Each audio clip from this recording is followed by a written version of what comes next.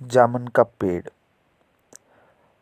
रात को बड़े जोर का झक्कड़ चला और सेक्रेटेरिएट के लान में जामुन का एक दरख्त गिर पड़ा। सुबह जब माली ने देखा तो इसे मालूम पड़ा कि दरख्त के नीचे एक आदमी दबा पड़ा है। माली दौड़ा दौड़ा चपरासी के पास गया और चपरासी को बताया। चपरासी दौड़ा और क्लर्क के पास गया। क्लर्क दौड़ा और सुपरिटेंडेंट के पास गया। सुपरिटेंडेंट दौड़ा और बाहर लान में आया और मिनटों में गिरे हुए दरख्त के नीचे दबे हुए आदमी के गिर्द मजमा इकट्ठा हो गया। बेचारा जामुन का दरख्त कितना फलदार था, एक क्लर्क बोला। इसकी जामुन कितनी रसीली होती थी, दूसरा क्लर्क बोला। मैं फलों के मौसम में झोली भर कर ले जाता था, मेरे बच्चे इसकी जामुनें कितनी खुशी से खाते थे, तीसरे क्लर्क ने तकरीबन आबदीदा होकर कहा। मगर ये आदमी, माली ने दबे हुए आदमी की तरफ इशारा किया। हाँ, ये आदमी। सुपरिटेंडेंट सोच में पड़ गया। पता नहीं ये जिंदा है कि मर गया, एक चपरासी ने पूछा। मर गया होगा, इतना भारी तना जिसके पीठ पर गिरे वो बच कैसे सकता है, दूसरा चपरासी बोला। नहीं, मैं जिंदा हूँ, दबे हुए आदमी ने बमुश्किल कराहते हुए कहा। जिंदा है, एक क्लर्क ने हैरत से कहा। दरख्त को हटाकर इसको निकाल लेना चाहिए, माली ने मशवरा दिया। मुश्किल मालूम होता है, एक काहिल और मोटा चपरासी बोला। दरख्त का तना बहुत भारी और वजनी है। क्या मुश्किल है, माली बोला। अगर सुपरिटेंडेंट साहब हुक्म दें तो अभी 15-20 माली और चपरासी और क्लर्क जोर लगाकर दरख्त के नीचे दबे हुए आदमी को निकाल सकते हैं। माली ठीक कहता है, बहुत से क्लर्क एक साथ बोल पड़े।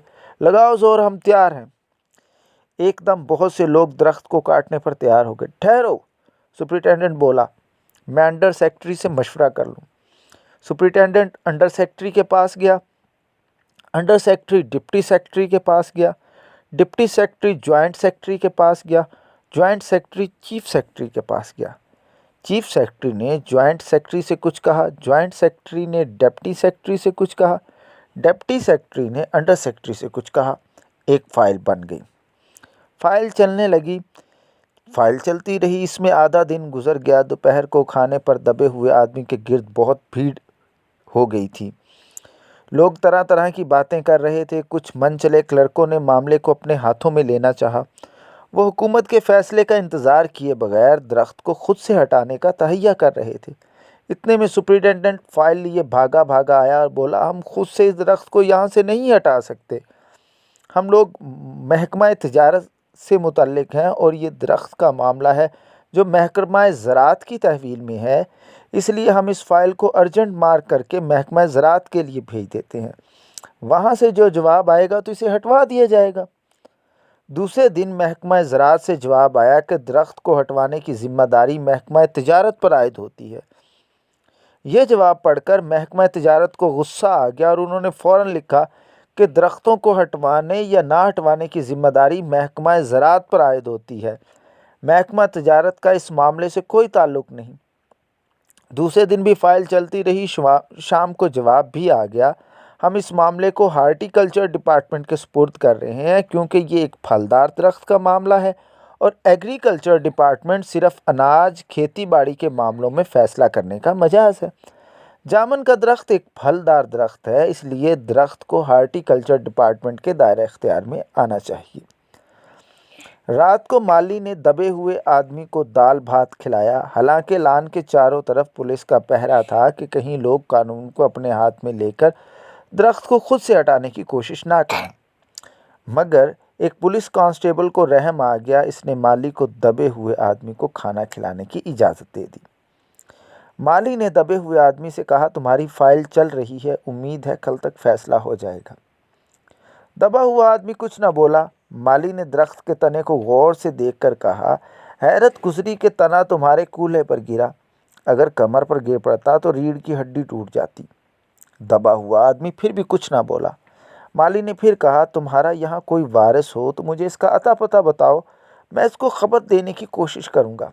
मैं लावारिस हूँ, दबे हुए आदमी ने बड़ी मुश्किल से कहा। माली अफसोस जाहिर करता हुआ वहाँ से हट गया। तीसरे दिन हार्टिकल्चर डिपार्टमेंट से जवाब आ गया। बड़ा कड़ा जवाब था और तंज़ामेज़। हार्टिकल्चर डिपार्टमेंट का सेक्रेटरी अदबी मिजाज का आदमी मालूम होता था। इसने लिखा, हैरत है, इस वक्त जब दरख्त उगाओ स्कीम बड़े पैमाने पर चल रही है और हमारे मुल्क में ऐसे सरकारी अफसर भी मौजूद हैं जो दरख्त काटने का मशवरा देते हैं, वो भी एक फलदार दरख्त को और फिर जामन के दरख्त को, जिसका फल अवाम बड़ी रगबत से खाते हैं। हमारा महकमा किसी हालत में इस फलदार दरख्त को काटने की इजाज़त नहीं दे सकता।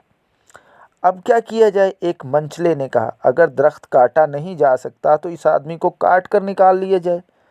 ये देखिए, इस आदमी ने इशारे से बताया, अगर इस आदमी को बीच में यानी धड़ के मकाम से काटा जाए तो आधा आदमी इधर से निकल आएगा और आधा आदमी उधर से बाहर आ जाएगा और दरख्त वहीं का वहीं रहेगा। मगर इससे तो मैं मर जाऊंगा, दबे हुए आदमी ने एहतजाज किया। ये भी ठीक कहता है, क्लर्क बोला। आदमी को काटने वाली तजवीज़ पेश करने वाले ने पुरजोर एहतजाज किया, आप जानते नहीं हैं, आजकल प्लास्टिक सर्जरी के ज़रिए धड़ के मकाम पर इस आदमी को फिर से जोड़ा जा सकता है। अब फाइल को मेडिकल डिपार्टमेंट में भेज दिया गया। मेडिकल डिपार्टमेंट ने फ़ौरन इस पर एक्शन लिया और जिस दिन फाइल मिली इसी दिन महकमे का सबसे काबिल प्लास्टिक सर्जन तहकीकात के लिए भेज दिया गया। सर्जन ने दबे हुए आदमी को अच्छी तरह टटोल कर इसकी सेहत देखकर खून का दबाव, सांस की आमदोरफ्त, दिल और फेफड़ों की जांच करके रिपोर्ट भेज दी कि इस आदमी का प्लास्टिक सर्जरी का ऑपरेशन तो हो सकता है और कामयाब भी हो जाएगा, मगर आदमी मर जाएगा। लिहाजा ये तजवीज़ भी रद्द कर दी गई। रात को माली ने दबे हुए आदमी के मुंह में खिचड़ी के लुक़मे डालते हुए इसको बताया कि अब मामला ऊपर चला गया है। सुना है कि सेक्रेटेरिएट के सारे सेक्रेटरियों की मीटिंग होगी और इसमें तुम्हारा केस रखा जाएगा। उम्मीद है सब काम ठीक हो जाएगा। दबा हुआ आदमी एक आह भरकर आहिस्ता से बोला, हमने माना कि तगाफुल न करोगे, लेकिन खाक हो जाएंगे हम तुमको खबर होने तक। मालिक ने अचंभे से मुंह में उंगली दबाई, हैरत से बोला, क्या तुम शायर हो? दबे हुए आदमी ने आहिस्ता से सर हिलाया। दूसरे दिन माली ने चपड़ासी को बताया, चपड़ासी ने क्लर्क को और क्लर्क ने हेड क्लर्क को। थोड़े ही अरसे में सेक्रेटेरिएट में यह अफवाह फैल गई कि दबा हुआ आदमी शायर है। बस फिर क्या था, लोग जोक दर जोक शायर को देखने के लिए आने लगे। इसकी खबर शहर में फैल गई और शाम तक मोहल्ले से शायर जमा होना शुरू हो गए। सेक्रेटेरिएट का लॉन भांत भांत के शायरों से भर गया। सेक्रेटेरिएट के कई क्लर्क और अंडर क्लर्क और सेक्रेटरी तक, जिनको अदब और शायरी से लगाव था, रुक गए। कुछ शायर दबे हुए आदमी को अपनी गज़लें नज़में सुनाने लगे। कई क्लर्क इससे अपनी गज़लों पर इस्लाह लेने के लिए मिस्र होने लगे। जब ये पता चला कि दबा हुआ आदमी शायर है तो सेक्रेटरी की सब कमेटी ने फ़ैसला किया, चूँकि दबा हुआ आदमी एक शायर है, लिहाजा इसकी फ़ाइल का ताल्लुक़ ना एग्रीकल्चरल डिपार्टमेंट से है ना हार्टिकल्चर डिपार्टमेंट से, बल्कि सिर्फ़ और सिर्फ कल्चर डिपार्टमेंट से है। पहले कल्चर डिपार्टमेंट से इस्तदा की गई कि जल्द अज जल्द इस मामले का फ़ैसला करके बदनसीब शायर को शजरे सायादार से रिहाई दिलाई जाए। फ़ाइल कल्चर डिपार्टमेंट की तरफ पहुंची तो मुख्तलिफ शोबों से गुजरते हुए अकादमी के सेक्रेटरी के पास जा पहुंची। बेचारा सेक्रेटरी इसी वक्त अपनी गाड़ी में सवार होकर सेक्रेटेरिएट पहुंचा और दबे हुए आदमी से इंटरव्यू लेने लगा। तुम शायर हो? इसने पूछा। जी हाँ, दबे हुए आदमी ने जवाब दिया। क्या तखल्लुस करते हो? अबस। अबस? सेक्रेटरी ज़ोर से चीखा, क्या तुम वही शायर हो जिसका मजमुआ कलाम अबस के फूल हाल ही में शाया हुआ है? दबे हुए शायर ने इस बात में सर हिलाया। क्या तुम हमारी अकादमी के मेंबर हो? सेक्रेटरी ने पूछा। नहीं। हैरत है, सेक्रेटरी ज़ोर से चीखा, इतना बड़ा शायर अबस के फूल का मुसन्निफ और हमारी अकादमी का मेंबर नहीं? उफ़, ये कैसी गलती हो गई हमसे, इतना बड़ा शायर और कैसे गोशाए गुमनामी में दबा पड़ा है। गोशाए गुमनामी में नहीं, एक दरख्त के नीचे दबा पड़ा है। बराए करम मुझे इस दरख्त के नीचे से निकालिए, मैं अभी बंदोबस्त करता हूँ। सेक्रेटरी फ़ौरन बोला। फ़ौरन जाकर इसने अपने महकमे में रिपोर्ट पेश की। दूसरे दिन सेक्रेटरी भागा भागा शायर के पास आया और बोला, मुबारक हो, मिठाई खिलाओ, हमारी सरकारी अकादमी ने तुमको अपनी मरकज़ी कमेटी का मेंबर चुन लिया है, ये लो परवाना इंतखाब। मगर मुझे इस दरख्त के नीचे से तो निकालो, दबे हुए आदमी ने कराह कर कहा। इसकी सांस बड़ी मुश्किल से चल रही थी और इसकी आंखों से मालूम होता था कि वो शदीद तसन्नुज और कर्ब में मुब्तला है। ये हम नहीं कर सकते, सेक्रेटरी ने कहा, जो हम कर सकते थे वो हमने कर दिया, बल्कि हम तो यहाँ तक कर सकते हैं, अगर तुम मर जाओ और तुम्हारी बीवी को वजीफ़ा दिला सकते हैं, अगर तुम दरख्वास्त दो तो हम ये भी कर सकते हैं। मैं अभी ज़िंदा हूँ, शायर रुक कर बोला, और मुझे ज़िंदा रखो।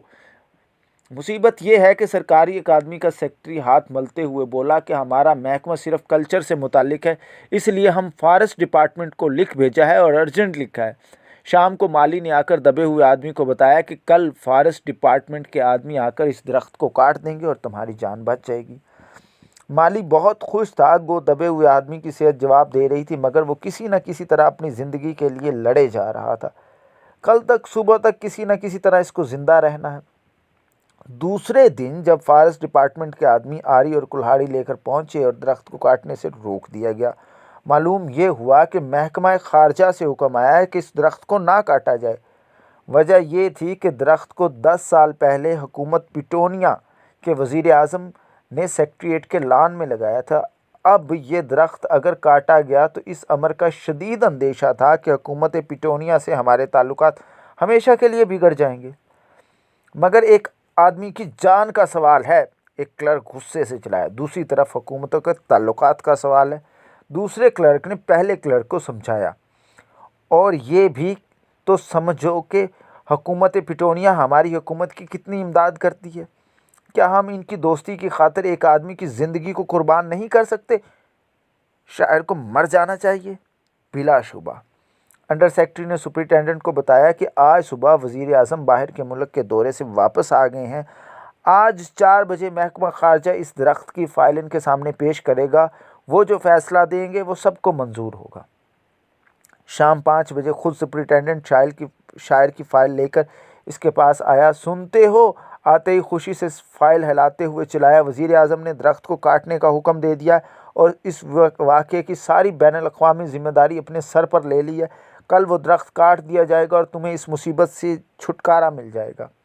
सुनते हो, आज तुम्हारी फ़ाइल मुकम्मल हो गई।